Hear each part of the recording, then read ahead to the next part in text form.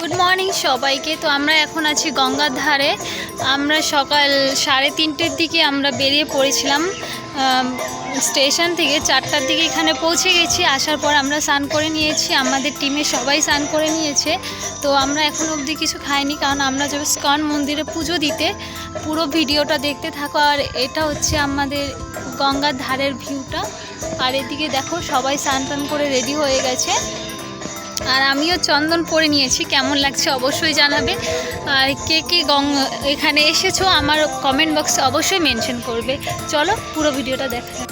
পা ধুয়ে নিচ্ছি, কারণ পা ধোয়ার পরে আমাকে দিদা সাজিয়ে দিবে চন্দন দিয়ে। আমাকে চন্দন দিয়ে সাজিয়ে দিচ্ছিল। আমারও খুব ভালো লাগে পুজোতে এসে এভাবে সাজার পর স্নান টান করে, খুব ভালো লাগছে। আমরা এখন মন্দিরে যাব, ভেবেছিলাম উপোস করে পুজো দিব, কিন্তু হয়নি, অনেক টাইম লাগবে, তাই একটু বিস্কিট খেয়ে নিলাম।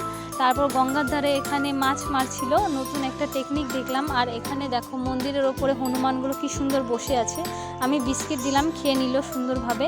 তারপর আমরা চলে এসেছি নিমাইয়ের জন্মস্থান। এখানে হচ্ছে নিমাইয়ের মা নিমাইকে কোলে নিয়ে বসে আছে। আর এটা হচ্ছে মেন মন্দিরটা, ওপর দিয়ে খুব সুন্দর করে সাজানো ছিল।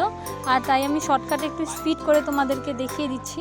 চারপাশে মানে পুরো নিমাইয়ের নাম লেখা ছিল, আর এখানে ফটো দিয়ে সাজানো আছে। আর এই জায়গাটা গাছটা নিমাই গাছ নাকি, এই গাছের নিচে জন্মস্থান। এখানে সবাই মনস্কামনা পুরো করার জন্য এখানে সুতো বেঁধে দিয়ে যায়, কিন্তু আমি বাঁধিনি। আর এটা পাশে একটা ছিল ভোলে বাবার মন্দির, মন্দিরটাতেও আমরা একটু দেখে গেলাম। আর এর পাশে এখানে জানি না ফটোগুলোকে কি সুন্দর কাপড় পরিয়ে রেখেছে কেন। আর এটা হচ্ছে গরু কি ছিল, দেখতে খুব সুন্দর ছিল, ক্যামেরা থেকে সামনাসামনি দেখতে বেশি ভালো লাগছিল। এই দোকানটাতে সব ধরনের বই, মালা, এভরিথিং পাওয়া যাচ্ছিলো। তারপরে আমরা ফাইনালি চলে এলাম গঙ্গার ধারে আমরা পার হওয়ার জন্য। তো আমরা নৌকাতে করে যাচ্ছি, আর পাশে স্টিমারগুলো যাচ্ছে। এ দেখো ক্যামেরা দেখে নাটক করতে চলে এলো। তারপর এখানে পাশে স্টিমারগুলো যাচ্ছে, একটু ভিডিও করছিলাম, কিন্তু স্টিমারের থেকে নৌকোটাই আগে যাচ্ছে। আর এখানে প্রচুর গরম আমাদের ওইকার তুলনায়। আর এখানে ইস্কন মন্দিরে খুব সুন্দর সুন্দর ড্রেস পাওয়া যাচ্ছিলো, বাচ্চাদেরও আমাদেরও। তাই নিরামিষ ভাত খেয়ে নিলাম, কারণ আজকে আমরা পুজো দিচ্ছি, আমরা এই কদিন নিরামিষ খাবো।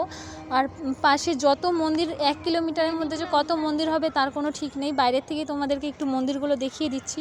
তারপর চলে গেলাম রানাঘাট স্টেশন। রানাঘাট স্টেশনে প্রচুর ভিড় ছিল, দেখো চারপাশে কেমন ভিড়, হাঁটার মতোও জায়গা নেই। চলো তোমাদের পুরো ভিডিওটা দেখাবো। আর কে কে এসেছে অবশ্যই জানাবে। প্রচুর গরমের মধ্যে তাই একটু লস্যি খেয়ে নিলাম। কোল্ড ড্রিঙ্কসটা খাওয়ারও টাইম পাইনি, কারণ ট্রেন ছেড়ে দিচ্ছে। তারপর আমরা চলে এলাম বনগাঁও স্টেশন। বনগাঁও স্টেশন থেকে আমরা ঠাকুরনগর চলে এসেছি।